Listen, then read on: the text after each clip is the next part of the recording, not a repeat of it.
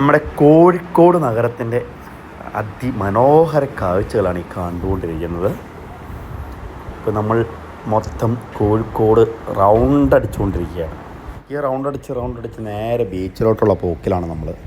ബീച്ചിൽ ചെന്നിട്ട് അവിടുത്തെ അവസ്ഥ തന്നെ നമുക്ക് നോക്കാം. ആളുകൾ ഓണായിട്ട് സെലിബ്രേറ്റ് ചെയ്യുന്നുണ്ടോ ഇല്ലയോ എന്നൊക്കെയുള്ള കാഴ്ച നമുക്ക് ചെന്നിട്ട് കാണാം. ഓക്കെ, ഏതായാലും കോഴിക്കോട് നഗരം ഒരു പ്രത്യേക ഭംഗിയാണ് കാണാൻ കേട്ടോ. നല്ല അതിമനോഹരമായ ഒരു നഗരമാണ് കോഴിക്കോട് നഗരം.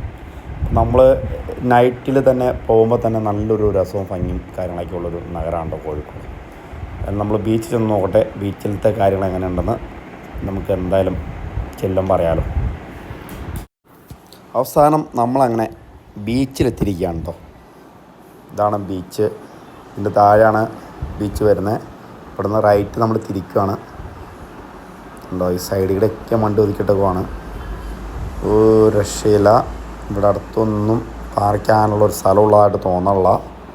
നമുക്ക് ഇവിടുന്ന് നേരെ പോയി നോക്കാം. ഇവിടെ അടുത്ത് വല്ലതും ഒതുക്കാൻ പറ്റുവാണെങ്കിൽ ഇറങ്ങി നോക്കാം. ഒരു രക്ഷയില്ലാട്ടോ, അടുപ്പിച്ച് വണ്ടി കിടക്കുവാണ്. നമുക്ക് ഒരു രീതിയിലും ഇറങ്ങാൻ പറ്റുള്ള അവിടെ പാർക്കിംഗ് ഏരിയ ഇല്ല. അപ്പോൾ പിന്നെ ഇവിടുത്തെ കാര്യം നോക്കണ്ട. ഇന്നിപ്പോൾ ഇവിടെ ഒന്ന് ഇറങ്ങി ബീച്ചിലൊന്നും കയറണമെന്ന് വെച്ച് കഴിഞ്ഞാൽ നടക്കുമെന്ന് തോന്നണില്ല. അതേമാതിരിയുള്ള തിരക്കും കാര്യങ്ങളാണ് കാണുന്നത്. അതുപോലെ ഇത്രയും 1 മണിയായിട്ടും എല്ലാവരും അടിച്ച് പൊടിച്ച് അങ്ങോട്ട് നടക്കുവാണ്. ഫാമിലി മൊത്തത്തിൽ ഇറങ്ങി തിരിച്ചു പോകാമെന്ന് തോന്നുന്നു. രാത്രിയിൽ ബീച്ചിൽ തന്നെ കിടക്കാനുള്ള പരിപാടിയാണെന്ന് തോന്നുന്നു ഇവർക്കൊക്കെ. ഓണം ബീച്ചിൽ തന്നെ ആഘോഷിക്കാമെന്നുള്ള രീതിയിലാണെന്ന് തോന്നുന്നു പരിപാടി. ഏതായാലും നമുക്ക് ഉറക്ക ക്ഷീണം ഉണ്ടാവും. അതുകൊണ്ട് നമ്മൾ പോയി റൂം എടുക്കാനുള്ള പരിപാടി നോക്കുവാണ്. ഇവിടെ ഇന്ന് എന്തായാലും കയറാൻ പറ്റുമെന്ന് തോന്നണില്ല. അതേമാതിരിയുള്ള തിരക്കാണ്, ഒരു രക്ഷയില്ലാത്ത തിരക്ക്. വണ്ടി പാർക്ക് ചെയ്യാനൊരു ഇടം പോലും നമുക്ക് കിട്ടുന്നില്ല. അപ്പോൾ നമ്മൾ ഒരു റൂം എടുക്കാൻ പോവാണ്. റൂമിൽ കയറാം, അത് കഴിഞ്ഞിട്ട് പിറ്റേ ദിവസം കാണാം. പിന്നെ രാത്രിയിൽ ബീച്ചിലിറങ്ങാൻ പറ്റാതെ എൻ്റെ സങ്കടം തീർക്കാനായിട്ട് രാവിലെ തന്നെ റൂമിൽ എഴുന്നേറ്റ് ബീച്ചിൽ വന്നിരിക്കുകയാണ്. അപ്പോൾ ബീച്ചിൽ വന്ന സമയത്ത് ബീച്ചിൽ ഭയങ്കര തിരക്ക്. രാവിലെ തന്നെ ബീച്ചിൽ ഫുട്ബോൾ കളിയും കാര്യങ്ങളൊക്കെ നടക്കണം. എന്നാൽ പിന്നെ ഇച്ചിരി നേരം ഫുട്ബോൾ കളി കണ്ടിട്ട് പാന്ന് ഓർത്തുകൊണ്ട് ഇങ്ങനെ വെയിറ്റ് ചെയ്തുകൊണ്ടിരിക്കുകയാണ്. ഇതാ നമ്മൾ ബീച്ചിൽ നിന്ന് ഇറങ്ങിപ്പോകുന്ന നേരെ നമ്മൾ താമസിച്ച റൂമിൻ്റെ അടുത്ത് തന്നെ ഒരു ഹോട്ടലിൽ റെസ്റ്റോറൻറ്റിൽ ഫുഡ് കഴിക്കാനായിട്ട് കയറിയേക്കാണ്. അപ്പോൾ ഇവിടെ നിന്ന് ഫുഡ് കഴിച്ചിട്ട് വേണം നമുക്ക് റൂമിലേക്ക് പോകാൻ. അപ്പോൾ നമ്മൾ ഇന്നലെ താമസിച്ച റൂമും കാര്യങ്ങളൊക്കെ നിങ്ങൾ കാണിച്ചു തരാം. നമ്മൾ എമറാൾഡിൻ്റെ ഒരു സൂട്ട് റൂമായിരുന്നു ഇന്നലെ താമസിക്കാനായിട്ട് എടുത്തത്. ഇവിടെ റൂം ഉണ്ടായിരുന്നു, പക്ഷേ ഈ റൂം നമ്മൾ ഇന്നലെ കണ്ടില്ലായിരുന്നു. പിന്നെ നമ്മൾ ഫാമിലി റെസ്റ്റോറൻറ്റ് കണ്ട് കയറിയതാണ്. ഈ റെസ്റ്റോറൻറ്റ് പ്രത്യേകത എന്താണെന്ന് വെച്ചാൽ ഫുഡ് ഇവിടുത്തെ ബൊഫയാണ്. ബൊഫെ ആയതുകൊണ്ട് തന്നെ ഓരോ ആൾക്ക് ഒരു പേഴ്സണ് 250 രൂപ. അപ്പോൾ നമുക്ക് അപ്പം, പൊറോട്ട, ചിക്കൻ കറി, പിന്നെ വെജിറ്റബിൾ കറി, പിന്നെ ബ്രെഡ്, പിന്നെ അങ്ങനെ കുറേ ഐറ്റങ്ങളുണ്ട്. പിന്നെ 2 കൂട്ടം ജ്യൂസ് ഉണ്ട്, കാര്യങ്ങളൊക്കെ ഉണ്ട് കേട്ടോ. ഇപ്പോൾ ഹോട്ടലിൽ കാണാൻ തന്നെ നല്ലൊരു പ്രത്യേക ഒരു ഭംഗിയാണ്, നല്ലൊരു അറ്റ്മോസ്ഫിയർ കിട്ടണം, നല്ലൊരു അടിപൊളി ഹോട്ടലാണ് കേട്ടോ. അപ്പോൾ നമ്മൾ നേരെ ഫുഡൊക്കെ കഴിച്ചിട്ട് ഇവിടെ നിന്ന് ഇറങ്ങാനുള്ള പരിപാടിയാണ്. ഇതൊക്കെയായിരുന്നു അവിടുത്തെ ഫേവറേറ്റ് ഫുഡുകളും കാര്യങ്ങളൊക്കെ. ഇതെല്ലാം വെറൈറ്റി ഡിഷസാണ്. മുട്ട പുഴുങ്ങിയത് ഉൾപ്പെടെ തൊട്ട് എല്ലാ സാധനങ്ങളും ഉണ്ടായിരുന്നു. നമുക്ക് കേക്ക് 2 പീസ് കേക്ക് തിന്നാൻ കേക്ക് ഉൾപ്പെടെയാണ് എല്ലാം ഉള്ളത്. എല്ലാം നല്ല അടിപൊളി ഫുഡും കാര്യങ്ങളായിരുന്നു കേട്ടോ.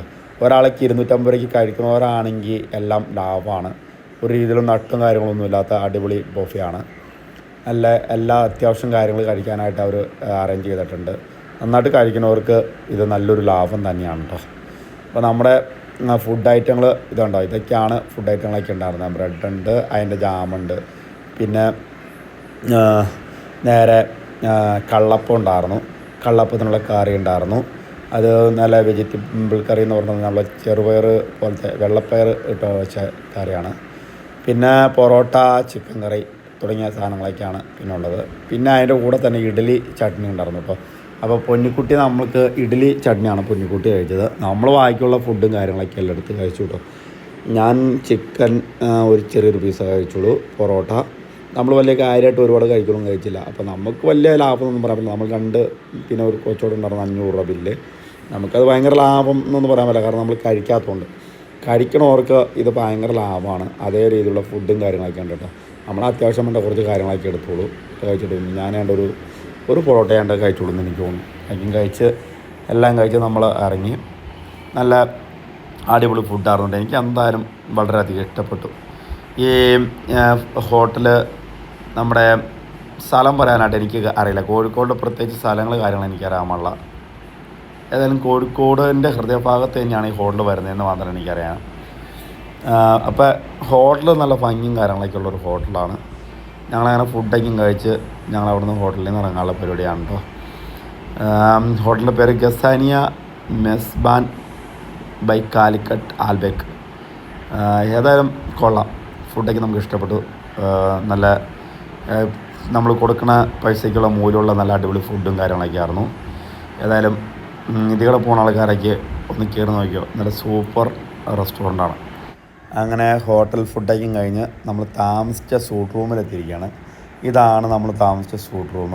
ഇത് എമറാൾഡ് മാളിൻ്റെയാണ്. എമറാൾഡിൻ്റെ സൂട്ട് റൂമും കാര്യങ്ങളൊക്കെയാണ് കേട്ടോ.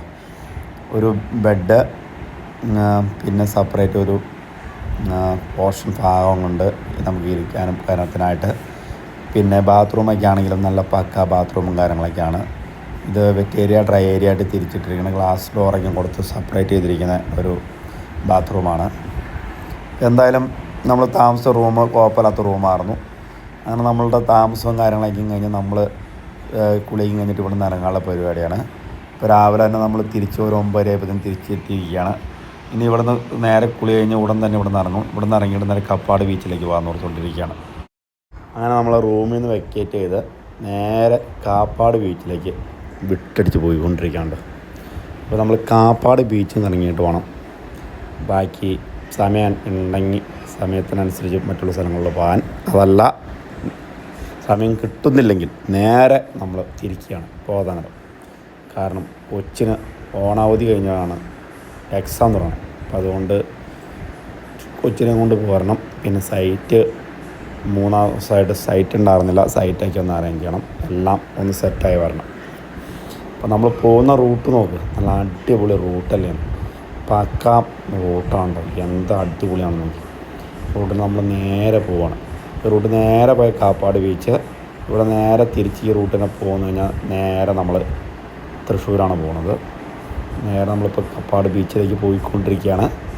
കപ്പാട് ബീച്ച് പോയിട്ട് അവിടുത്തെ ഭംഗിയും കാര്യങ്ങളൊക്കെ എങ്ങനെ ഉണ്ടെന്ന് നിങ്ങൾ കാണിക്കാം. കണ്ണൂർക്ക് പോകുന്ന റൂട്ടാണ്, അടിപൊളി റൂട്ടാണ്. വൈഫാണ് വണ്ടി ഓടിച്ചോണ്ടിരിക്കണേ. വൈഫ് മിന്നിച്ചടിച്ച് പോയിക്കൊണ്ടിരിക്കുകയാണ്. ഇങ്ങനെയാണ് പോകാം. ഇതിനിടയിൽ നമ്മുടെ വണ്ടീനെ കുറിച്ച് നമുക്ക് പറയാം. ഇപ്പോഴാണല്ലോ നമ്മൾ വണ്ടി ഡ്രൈവ് ചെയ്യാതെ ഇപ്പോൾ സൈഡിലിരിക്കണത്.